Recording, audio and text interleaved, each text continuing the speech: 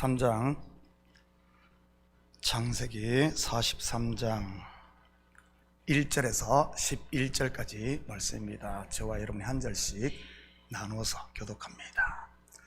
그 땅에 기근이 심하고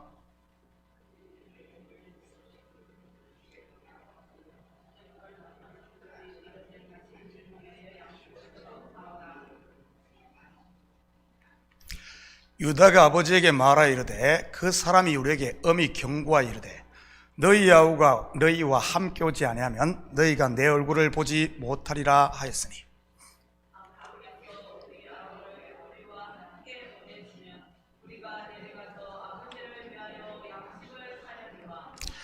아버지께서 만일 그를 보내지 아니하시면 우리는 내려가지 아니하리니 그 사람이 우리에게 말하기를 너희의 아우가 너희와 함께 오지 아니하면 너희가 내 얼굴을 보지 못하리라 하였음이니라.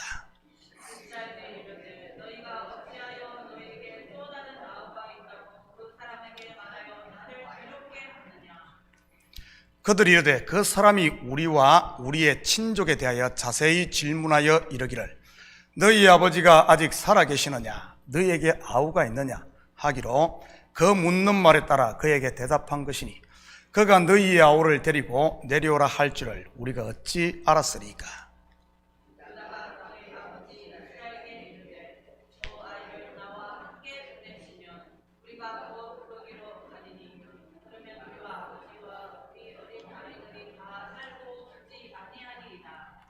내가 그를 위하여 담보가 되오리니 아버지께서 내 손에서 그를 찾으소서. 내가 만일 그를 아버지께 데려다가 아버지 앞에 두지 아니하면 내가 영원히 죄를 지리이다.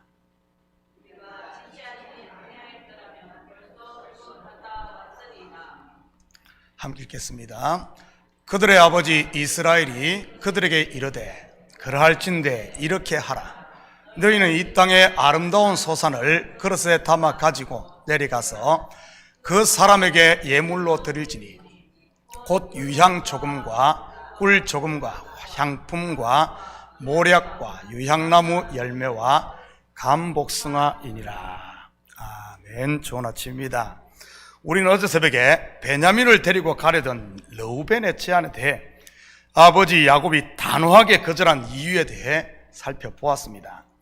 겉으로 보면 아직 먹을 양식이 그들에게 있었기 때문이요, 속으로 보면 장자인 르우벤 곧 율법의 의로는 요셉과의 온전한 화해 곧 구원이 이루어질 수 없음을 말한다고 했습니다. 그런데 그렇게 단호했던 야곱이 유다의 제안에 결국 베냐민을 보냅니다. 오늘은 이 이야기 속에 담긴 복음을 공부해 보도록 하겠습니다. 1절 2절입니다. 그 땅에 기근이 심하고 그들이 애굽에서 가져온 곡식을 다 먹음에 그 아버지가 그들에게 이르되 다시 가서 우리를 위하여 양식을 조금 사오라. 요셉이 형들을 돌려보내며 한 말이 무엇입니까? 베냐민이 함께 오지 않으면 내 얼굴을 보지 못하리라는 것이었습니다. 그러니 베냐민 없이는 애굽의 곡식을 사러 갈 수 없는 것이지.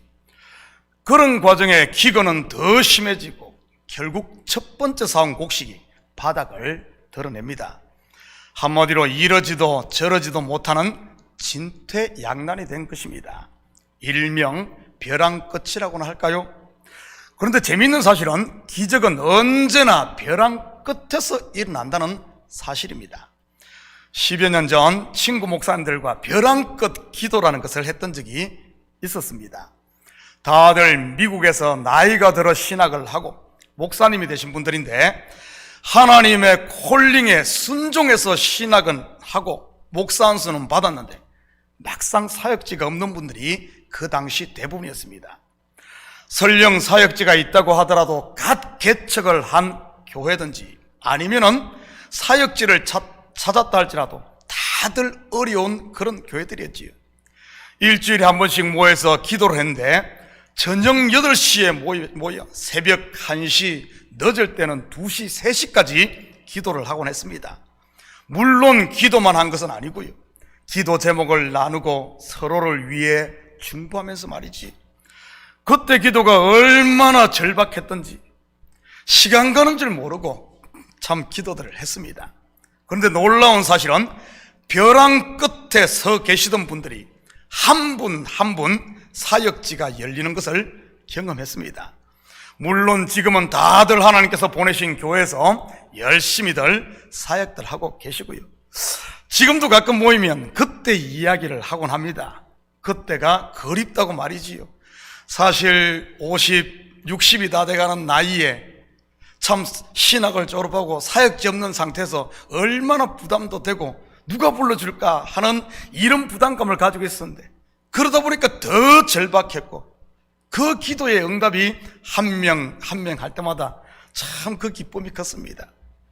지금 형제들과 아버지 야곱이 벼랑 끝에 서게 된 것이지요. 5절입니다. 아버지께서 만일 그를 보내지 아니하시면 우리는 내려가지 아니하리니 그 사람이 우리에게 말하기를 너희의 아우가 너희와 함께 오지 아니하면 너희가 내 얼굴을 보지 못하리라 하였음이니이다. 그때 나선 사람이 누구입니까? 어제 새벽에도 잠시 언급했듯이 유다입니다. 아버지 야곱의 태도 못지않게 유다의 태도 또한 아주 단호합니다. 그를 보내지 아니하시면 우리는 내려가지 아니하리니. 아버지가 베냐민을 보내지 않으면 다 같이 굶어 죽겠다는 이런 말 아니겠습니까? 그렇다면 유다가 왜 이렇게까지 아버지에게 강경 발언을 했던 것일까요? 요셉의 말을 두려워했기 때문입니다.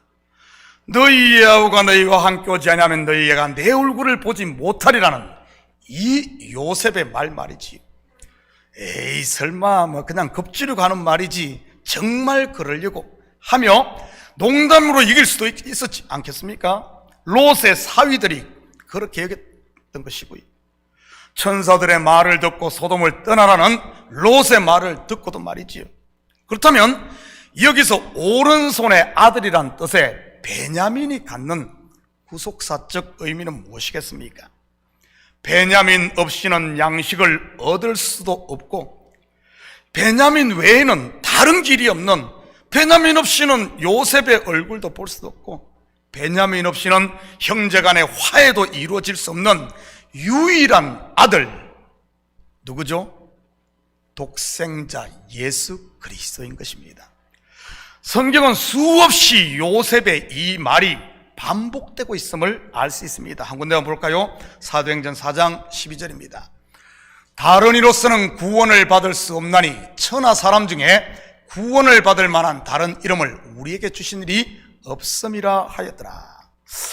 저는 우리 식구들이 엄중한 요셉의 말, 곧 하나님의 말씀을 두려워할 수 있기를, 그래서 그 하나님의 말씀을 붙들 수 있기를 축복합니다. 예수만이 유일한 구원의 길이라는 사실 말이지. 여러분에게 지금 이 베냐민이 있습니까? 바로 예수의 흔적, 십자가 말입니다. 9절입니다. 내가 그를 위하여 담보가 되오리니 아버지께서 내 손에서 그를 찾으소서. 내가 만일 그를 아버지께 데려다가 아버지 앞에 두지 아니하면 내가 영원히 죄를 지리이다. 유다가 아버지께 베냐민을 보내달라고 강력하게 설득을 합니다. 어제 새벽에는 누가 아버지께 요구를 했습니까? 르우벤입니다. 르우벤의 말을 한번 들어볼까요? 창세기 42장 37절입니다. 르우벤이 그의 아버지에게 말하 이르되 내가 그를 아버지께로 데리고 오지 아니하거든 내 두 아들을 죽이소서. 그를 내 손에 맡기소서. 내가 그를 아버지께로 데리고 돌아오리이다. 유다와 이 르우벤의 맹세, 무엇이 다른 것 같습니까? 먼저 장자 르우벤은 자기가 베냐민을 데리고 돌아오지 못하면 자기의 두 아들을 죽이라는 것입니다. 그에 비해 유다는 자기가 담보가 되고 자기가 영원히 죄를 지겠다고 말을 합니다. 물론 아버지 야곱은 르우벤의 제안은 거절을 했고 유다의 제안은 승낙을 합니다. 그렇다면 본절에 유다가 한 이 맹세의 영적 의미가 무엇이겠습니까? 앞에서도 말씀드렸듯이 유다는 예수 그리스도를 예표하는 인물입니다. 이것은 바로 예수 그리스도께서 저와 여러분의 담보, 곧 보증이 되셨다는 뜻이요, 우리의 죄를 대신 지셨다는 그런 의미인 것입니다. 유다의 십자가는 곧 예수 그리스도의 십자가인 것이고요. 이 십자가를 본 아버지 야곱 어떻게 되는 줄 아십니까? 11절입니다. 그들의 아버지 이스라엘이 그들에게 이르되 그러할진대 이렇게 하라. 너희는 이 땅의 아름다운 소산을 그릇에 담아 가지고 내려가서 그 사람에게 예물로 드릴지니 곧 유향 조금과 꿀 조금과 향품과 모략과 유향나무 열매와 감복숭아이니라. 이렇게 하라. 아버지 이스라엘이 드디어 움켜쥐었던 손을 펴고 닫혔던 마음의 문을 열게 됩니다.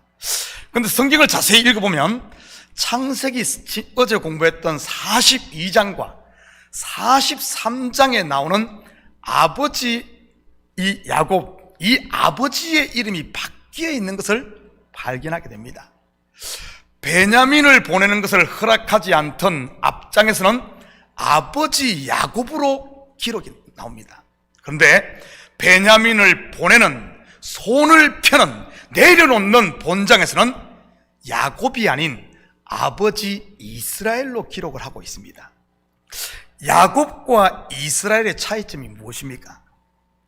역사적으로 보면 야곱은 야복 강가의 씨름이 있기 전의 이름이요, 이스라엘은 야복 강가의 씨름 이후의 이름입니다. 다르게 말하면 자기 다리로 걷던 때가 야곱이고 환도뼈가 위골되어 지팡이를 의자에 걷던 때의 이름이 이스라엘인 것입니다. 물론 여기서 지팡이는 영적으로 보면 캐논, 잣대, 곧 하나님의 말씀을 의미하고요. 아브라함으로 말한다면 할례 이전과 할례 이후요, 저와 여러분으로 말한다면 거듭나기 전과 거듭나 후의 이름인 것입니다. 그 기준이 무엇입니까? 바로 십자가인 것입니다. 그렇다면 지금 여러분의 이름은 무엇입니까? 야곱입니까? 이스라엘입니까? 혹시 분명 야곱에서 이스라엘이란 새 이름을 받았는데 다시 야곱으로 살고 있지는 않습니까? 보내야 할 베냐민을 보내지 못하고 괴로워하고 있는 야곱 말이지. 사랑하는 성도 여러분, 이 새벽 다시 한 번 더 예수 그리스도의 십자가 앞에서 내가 지고 있는 베냐민을 내려놓음으로 마음의 자유함을 얻으시고 우리에게 복으로 주신 오늘 하루도 우리의 믿음의 날개를 마음껏 펴고 하나님께서 주신 은혜와 평강의 하나님 나라를 누리고 사는 이런 복된 하루가 되시기를 예수님의 이름으로 축복합니다. 같이 기도하십시다. 사랑의 아버지 하나님, 참으로 감사를 드립니다. 저희를 사랑하시고 참으로 아버지 하나님, 멍에 아래 있던 우리들을, 죄악 가운데 있던 우리들을 그 아들 예수 그리스도를 보내심으로 우리에게 주심으로 우리를 자유케 하시고 벼랑 끝에서 아버지 하나님 믿음의 날개를 펴게 하시니 참으로 감사를 드립니다. 이 큰 은혜를 받고도 내 욕심과 욕망에 사로잡혀 아버지 함 여전히 울며 일을 가는 삶을 살고 있다면 하나님, 이 새벽 다시 한 번 더 십자가 앞에서 나를 내려놓는 아버지 하나님, 그리하여 아버지 하나님 하늘의 평강이 물밀듯 우리에게 밀려오고 하나님께서 주신 복들을 잃어버리는 것이 아니라 땅에 파묻어두는 것이 아니라 누리며 살고, 아버지 하나님 오늘 하루도 우리에게 주신 생명을 주를 위해 감사하며 찬양하며 그리스도의 정인으로 빛으로 살게 도와주시옵소서. 감사드리며 예수님